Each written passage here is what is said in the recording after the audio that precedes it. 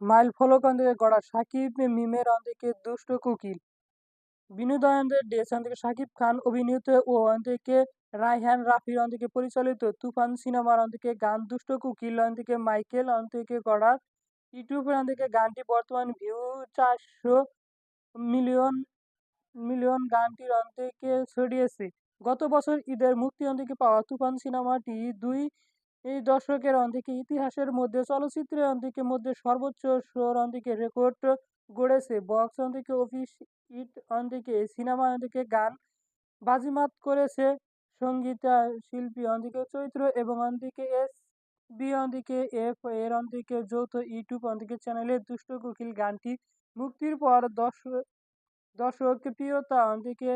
শুরু থেকে করে ইউটিউব স্ক্রল থেকে করে দেখা থেকে যায় চারিদিক ইউটিউব চ্যানেলের গানটি থেকে ভিউ সংখ্যা 231 মিলিয়ন অন্যদিকে থেকে এসপিএন থেকে ইউটিউব চ্যানেলের গানটির ভিউ সংখ্যা 129 মিলিয়ন দুটি থেকে ইউটিউব চ্যানেলে থেকে ভিউ যোগ করলে থেকে 400 মিলিয়নের ভিউ